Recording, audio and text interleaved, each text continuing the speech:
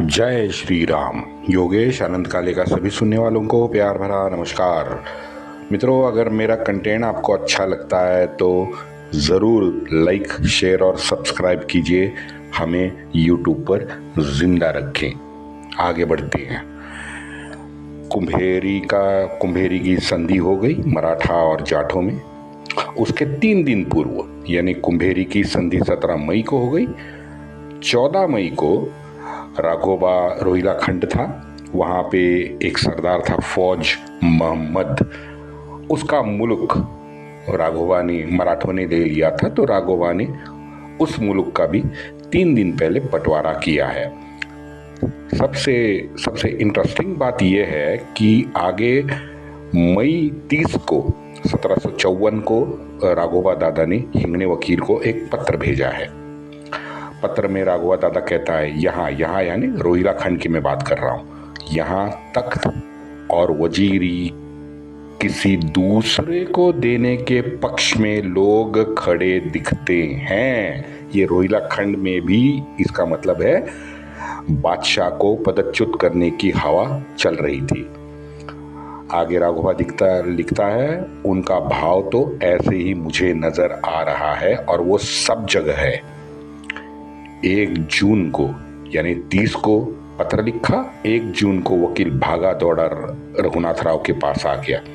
रघुनाथ राव से marathon meeting उसकी हो गई।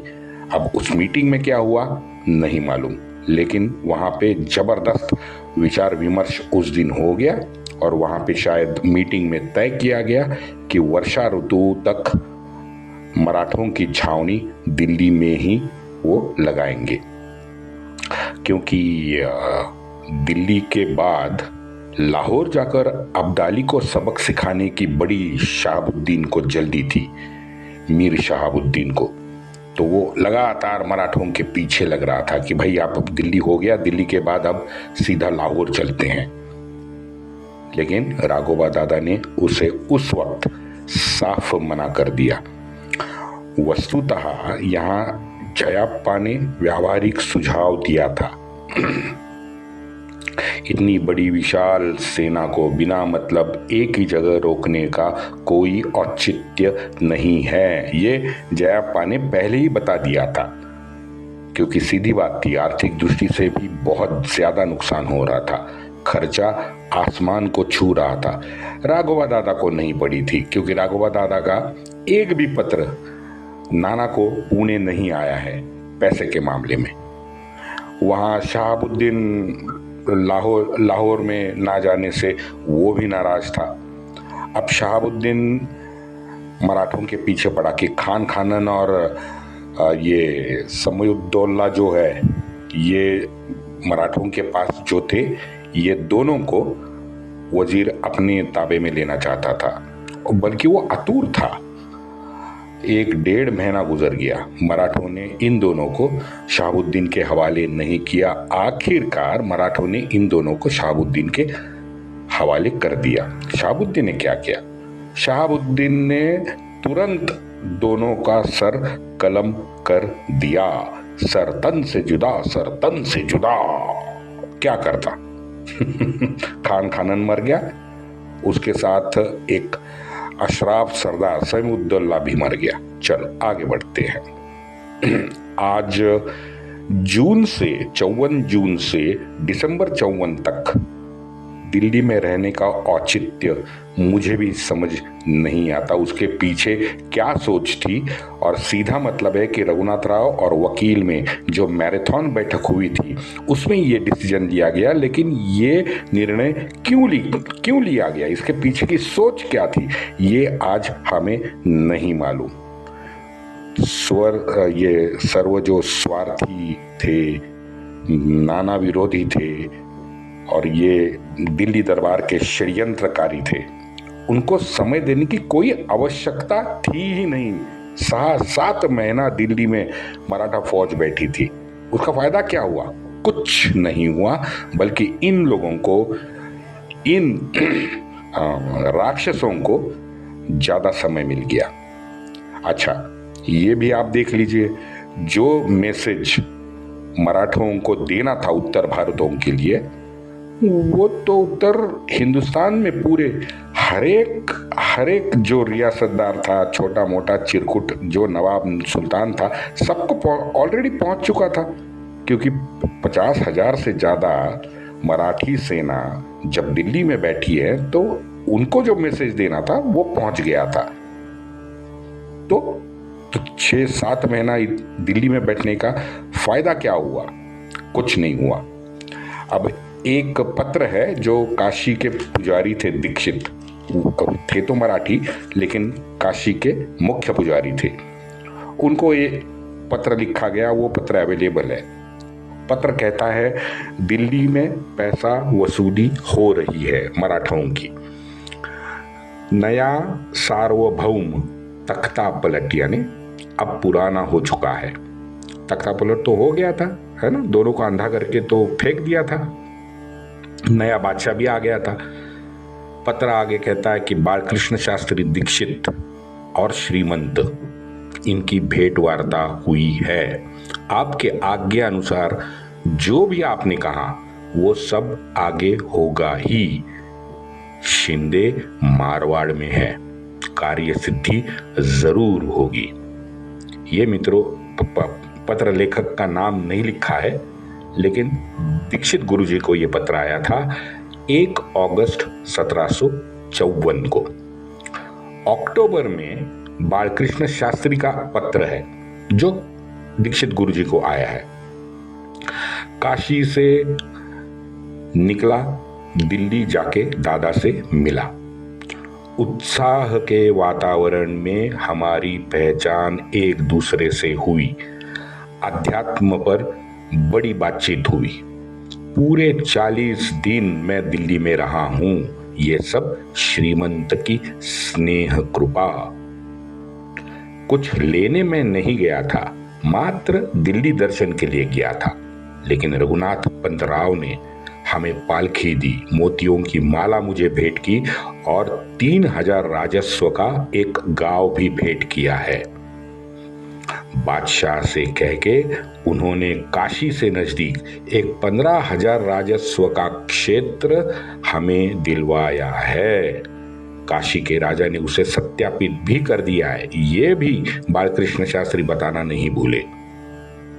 अब दिल्ली, इसका सीधा मतलब ये हुआ कि दिल्ली में बैठ के रघुनाथ राव काशी, प्रयाग, रोहिलाखंड, इन सभी का प्रशासकीय कारोबार जो था ये दिल्ली में बैठ के राघोबा दादा कर रहा था। बताओ, हाँ, ऊंट पे बैठ के, वो जो बकरियां होती है ना वो आप नहीं चरा सकते, लेकिन यहाँ पे राघोबा दादा दिल्ली में बैठ के काशी, प्रयाग, रोहिलाखंड पूरा प्रशासकीय कारोबार राघोबा दादा चला रहा था। आगे बढ़ते हैं। अब राघोबा दादा को दिल्ली में बीच बीच में सफदरजंग के भी पत्र आए हैं। तकरीबन 3 पत्र सफदरजंग ने इस बीच भेजे हैं, ये 6-7 महीने में। जयाप्पा तो मारवाड़ था, दिल्ली की तरफ उसका ध्यान ही नहीं था, या फिर ध्यान देने का समय उसको नहीं मिला। हाँ, पत्रों में मारवाड़ से सीधा काशी प्रयाग जाने की बात वो जरूर करता रहा, हर पत्र में करता रहा। इतने में एक घटना हो गई। 17 अक्टूबर 1754 को सफदरजंग मर गया। अब सफदरजंग मरने के बाद में गद्दी पे उसका लौंडा बैठ गया, शुजाउद्दौला। 10 नवंबर को उसने पत्र लिखा है कि शुजा ने, राघोबा दादा का पत्र है ये, शुजा ने बड़ा परेशान कर रखा है, लगातार अवरोध निर्माण कर रहा, इससे काशी विषय में बाधा आ रही है। अब शुजा इनसे ज्यादा ताकतवर इनको लगा। अब क्या बताए इन मराठों को, खुद के हाथ के नीचे 50,000 की फौज थी, लेकिन पत्र में लिखता है शुजा से बड़ा परेशान हूं, अवरोध निर्माण कर रहा है काशी विषय में। अब इस शुजा के वजह से बाधा आ रही है। मित्रों, राघोबा दादा शायद मई 1755 तक रुकना चाहता था, जो वकील के साथ उसकी मैराथन मीटिंग हो गई थी ना, ऐसे लगता है, क्योंकि मई 55 तक शिंदे लौटने की उम्मीद रघुनाथ राव को थी। उसको पक्का विश्वास था कि शिंदे विजयी होके लौटेंगे। हाँ, पहली बार यहाँ चाय का राघोबा दादा ने अपने वकील से जिक्र किया है, पत्र में है। तो इसका सीधा मतलब है मित्रों कि गोरों ने चाय भारत में इंट्रोड्यूस नहीं की। जहां भी लिखा है ना, काट दो सालों को, क्योंकि 1755 में रघुनाथ राव ने दिल्ली में 2 कप, अब कप थे या ग्लास थे मुझे नहीं पता, लेकिन लिखा है कि रघुनाथ राव ने दिल्ली में 2 चाय की चुस्की दी और उसे वो बेहद पसंद आई थी, क्योंकि उसके बाद चाय की चुस्की लेते लेते रघुनाथ राव ने डांस भी देखा है। ये बखरकारों ने लिखा है। 1754 में, ये तो मैंने बता दिया कि अंतर्वेदी में रोहिला खंड में मराठी शासन का कारोबार चल पड़ा था। जयाप्पा के सारे जो हिस्से थे उसमें आमदनी के मामले में उसकी एक हुंडी बनाकर मारवाड़ भेजी गई। तो इसमें मराठों की ईमानदारी ध्यान में आती है। अगर गोहद के गद्दी का वाद रघुनाथ राव के सामने नहीं आता तो वो भी मारवाड़ चले जाने का उसका विचार था।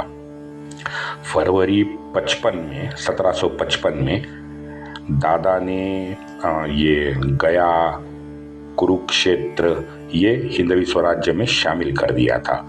आगे फिर मथुरा हो, वृंदावन हो, गढ़मुक्तेश्वर हो, पुष्कर हो राजस्थान में, या पुष्पावंतावर हो, इन सब में मराठों का कब्जा हो गया था। लेकिन दुर्भाग्य देखिए, मथुरा में जो हमारा कृष्ण मंदिर है, हाँ, उसको मुक्त राघोबा दादा ने नहीं किया। ये समझने वाली बात है। 1755 के जनवरी से जून तक, यानी ये साधारण 5.5-6 महीने राघोबा दादा का यही उत्तर भारत में उद्योग चलता रहा। लेकिन हाँ, ये तो सच बात है कि उसने ये हमारे जो तीर्थ क्षेत्र थे उनकी मुक्ति तो जरूर की, ये तो हमें मानना पड़ेगा। लेकिन शिवराय के मूल उद्देश्य से दूर ना जाने की ताकीद नाना ने राघोबा दादा को दी है। दूसरा एक पत्र है मल्हार बा के लिए, उसमें भी राघोबा दादा ने आखिर में श्री शिवराय के मूल उद्देश्य को दोहराया है। रघुनाथ राव को तो ये भी याद दिलाया कि पुणे से जब आप निकल रहे थे तो उस समय कर्ज कम करने का लक्ष्य आपको दिया गया था। क्या हुआ? नाना लगता है प्रिंसिपल हो गया था। हर एक काम पे नाना की नजर थी। रघुनाथ राव को सीधे पत्र में यही शब्दों में लिखा है कि पुणे से निकलते समय कर्ज कम करने का लक्ष्य आपको दिया था। क्या हुआ पैसे का? आगे नाना सीधी तौर पे लिखता है कि जाटों का 1 पैसा अभी भी नहीं आया है। वैसे मैंने आपको बता दिया था कि सूरजमल ने 60 लाख रुपए की राशि दे के संधि तो कर ली थी, लेकिन वो पैसा हाथ में मराठाओं के पास कभी भी नहीं आया था। जब कुंभेरी में संधि हो गई थी तो उसके अनुसार 60 लाख रुपए की राशि सूरजमल को मराठाओं को देना क्रम प्राप्त था, लेकिन उसने नहीं दिया। वैसे ये भी बता दूं कि 6 साल पहले माधो सिंह ने भी अब कबूल किए हुए 75 लाख रुपए थे, वो भी 6 साल से कभी नहीं आए। हाँ, एक जरूर हुआ कि शिंदे ने जो ईश्वरी सिंह से 5 लाख रुपए बाद में वसूले हैं ना 1749 में, वो शिंदे के पास तो आ गए, लेकिन उसमें से कुछ हिस्सा सातारा ट्रेजरी में जाना जरूरी था, वो नहीं गया। शिंदे ने सब पैसे अपने पास रखे। उल्टा 1855 में फरवरी में जो उत्तर का अभियान शिंदे ने शुरू किया था, तो इस अभियान में शिंदे ने छोटे मोटे जितने भी उसके साथ सरदार थे, उनका वेतन था, उनका खर्चा था, अपना खर्चा था खुद का, उसकी भी जमा खर्ची पुणे भेज दी पैसों के लिए। नाना उस वक्त कुछ नहीं बोला। नाना ने हाँ कह दी, मारवाड़ को शिंदे को पैसे भेज दिए। रघुनाथ राव को स्पष्ट संदेश नाना ने भेजा, 50 लाख रुपए की राशि पुणे जल्दी भेजे। क्या हुआ? ठन ठन गोपाल। शायद राघोबा दादा ने उतना सीरियसली इसको लिया ही नहीं जो नाना ने मांग की थी 50 लाख रुपए की उसको। बाकी सभी ने तो पूरे हाथ ऊपर कर दिए, वकील से लेके अंताजी से लेके शिंदे होलकर सभी ने हाथ ऊपर किए। तब नाना ने और एक पत्र लिखा है। नाना ने उस पत्र में कर्ज को क्षय रोग कह दिया है और इसकी बारंबार अपने सरदारों को याद भी उसने दिलाया है। 3 सितंबर 1754 को जयाप्पा को एक संयमित भाषा में यही आशय का पत्र नाना ने मारवाड़ में लिखा है। एक तख्ता पलट छोड़ के मित्रों रघुनाथ राव ने हासिल किया क्या, ये देखते हैं। हाँ, दिल्ली में 8 महीना खड़ी फौज बिना काम के बैठी रही। 1, 2, 50,000 की विशाल सेना का रोज का खर्चा था, रनिंग कॉस्ट हम जिसे कहते हैं। 3, मुगल खजाने में से कुछ पैसे पुणे भेजने थे, नहीं भेजे। ऊपर से ये हिंगणे वर्सेस अंताजी, शिंदे वर्सेस होलकर, इन सब में जो मनमुटाव हो गया था, वैमनस्य जो बढ़ा था, वो और बढ़ा। हाँ, ये मान सकता हूं कि कहने के तौर पे तीर्थ क्षेत्र का विकास उसने जरूर किया, लेकिन काशी प्रयाग के बारे में कुछ नहीं लिखा है। ना रघुनाथ राव ने लिखा है, ना पुणे से नाना ने लिखा है। और अयोध्या मित्रों, अयोध्या तो 16वीं और ये 17वीं शताब्दी के जो हमारे जितने भी हिंदुस्तानी थे ना, वो शायद अयोध्या को भूल ही गए थे। भाई, एक भी पत्र में किसी ने अयोध्या का नाम ही नहीं लिया है, बताओ। ये स्थिति हो गई थी अयोध्या की।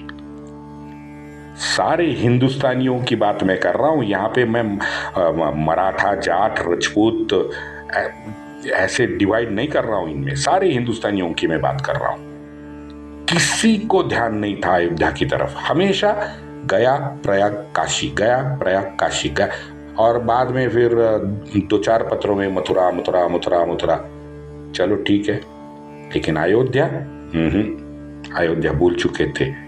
अयोध्या खंडहर बन चुका था।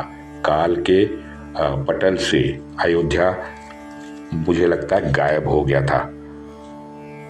और वही हाल संबल का भी था, क्योंकि संबल का तो जिक्र कहीं भी नहीं है। 500 वर्ष के जितने भी पत्र मैंने पढ़े हैं, हाँ ये ठीक बात है कि मैंने कम से कम 1-2% पढ़े होंगे, लेकिन उनमें संबल का विषय नहीं, विस्तृत जानकारी तो छोड़ दीजिए, लेकिन संबल का नाम भी किसी ने नहीं लिया है। अब जाके 2025 में कुंड निकल रहे हैं, मंदिर निकल रहे हैं, स्कंद पुराण के संदर्भ निकल कर बाहर आ गए हैं। लेकिन ये हमारे जो पूर्वज थे, इनको 500, 600 साल, 700 साल, 1000 साल ये समझ नहीं आया। पता नहीं इनकी मानसिकता क्या थी। मुझे सचमुच मैं सोचता हूं तो नींद नहीं आती है मुझे कि ऐसा क्यों है। अयोध्या और संबल के बारे में इन लोगों को क्यों नहीं पता था। ये तो प्रकांड पंडित लोग थे, स्कंद पुराण को जानते ही होंगे। ऐसा नहीं हो सकता कि स्कंद पुराण इन्होंने पढ़ा नहीं था। 100% पढ़ा ही होगा। तो इनमें ये समझ नहीं आया इनको कि संबल कहाँ है। हाँ? चलो जाते हैं मारवाड़। ये हमारा दुर्दैवी जयाप्पा मारवाड़ में अटक गया था। उसकी स्टोरी मैं आगे सुनाऊंगा आपको, लेकिन वो मारवाड़ से नहीं निकल पाया था। वहीं जयाप्पा का खून हो गया। शिंदे के तरफ से इन दोनों, ये राघोबा दादा और होलकर जो थे ना, शिंदे की पूरी अनदेखी इन्होंने की है पूरे 6 महीने। हाँ भाई, तुम्हारा साथी था, अपने साथी के समय समय पर उसकी पूछताछ करना, उसका हाल हवाल के बारे में उसकी पूछताछ करना, ये भी आप भूल गए। एक भी पत्र राघोबा दादा ने जयाप्पा को नहीं लिखा है।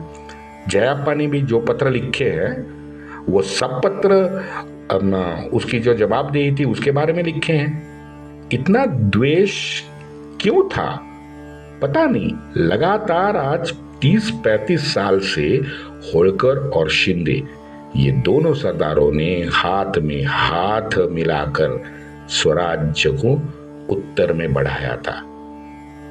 फिर इतना द्वेष? दरअसल मुझे मित्रों लगता है कि स्वार्थ ने इनमें अहंकार पैदा किया था, और अहंकार से क्रोध बढ़ा, और अंतिमतः यही अहंकार ने इन सब के मस्तिष्क को जला डाला, ऐसे मुझे लगता है। नाना के कंधों पर शिंदे का भी उससे बोझ आया। जो नाना दिल्ली भेजना चाहता था बोझ को, वो बोझ इन लोगों ने पुणे में नाना के कंधों पे डाल दिया। नाना को यहां से मारवाड़ को शिंदे को पैसे भेजने पड़े हैं। पुणे से लगातार नाना ने प्रयत्न करके 6 महीने से ज्यादा का समय फालतू में गुजार दिया। अब क्या करता, नाना भी क्या करता, क्योंकि पैसा भेजना था। सेना को वहां पे पुणे में, कर्नाटक में नाना को एंगेज करना पड़ा इसके पैसे के लिए। उत्तर भारत के अभियान के लिए नाना को वहां 6 महीने का समय लगा। उससे समय जाया हो गया। अतिरिक्त सेना का खर्चा बढ़ा। सबसे ज्यादा नुकसान हिंदवी स्वराज्य को हुआ, क्योंकि समय बहुत अनमोल था। ये अनमोल समय बर्बाद हुआ। खूनी भांड सूफी जो अशराफी थे दारुल इस्लाम वाले, उनको अतिरिक्त समय इन्होंने दे दिया। अब्दाली से और ज्यादा नजदीकी बढ़ाने का इन अशराफियों को मौका मिला। किसने दिया? हमने दिया। क्यों दिया? क्योंकि प्रांतवाद और जातीयवाद के बाहर हम विचार नहीं कर पाए। ये प्रांतवाद ने उस वक्त डुबो दिया। प्रांतवाद के छोटे कीचड़ में हम एक दूसरे की टांग खींचते बैठे। अब क्या करें? इन सभी ना, मुझे लगता है कि ये ऑफेंसिव नहीं है। मैं कसम से, मैं एक विद्यार्थी के तौर पे इन सभी हमारे जितने भी हिंदुस्तान के पराक्रमी सनातनी महापुरुष है, मैं नहीं समझ पाता भाई कि ज्ञानव्यापी अभी 70-75 साल पहले 1679 में ना, तो कितने साल हो गए थे? 79 यानी 80, ये 21 और ये 55, लगभग 75 साल पहले ही औरंगजेब ने तोड़ी थी ना। हिमाचल के ज्वाला मंदिर से लेके 2000 से ज्यादा अपने आस्था के सर्वोच्च प्रतीक इन लोगों ने तोड़े थे। उनको छुड़ाने का समय इन हमारे महापुरुषों को, हमारे जो पूर्वज है, इनको क्यों नहीं मिला? इतना क्या कहते हैं उसे, इतना संकीर्ण विचारधारा इनमें क्यों थी, ये समझ में नहीं आता। एक भी सूरमा, 1000 साल का मैं बता रहा हूं, एक भी सूरमा को हमारे पिथौरा जी के अस्थियों का ख्याल भी नहीं आया कि हमारे पिथौरा जी की जो अस्थि है वो शायद अफगानिस्तान होगी। एक भी माइका लाल अफगानिस्तान नहीं गया, पिथौरा जी के अस्थियों को लेके आता। क्यों नहीं गए? सवाल तो मन में पैदा होता है ना। हाँ, राजपूत हो, सिख हो, जाट हो, मराठे हो, हाँ, एक साथ नहीं आ सकते थे? क्यों नहीं आए? हमारे पूर्व भारत के और दक्षिण भारत के तो जैसे भारत से कटे हुए थे, पता नहीं कटे हुए थे या उन्होंने आलिप्त रखा था, पता नहीं। मैं बहुत भावुक हो रहा हूं तो मुझे शब्द नहीं सूझ रहे हैं। वंदे मातरम।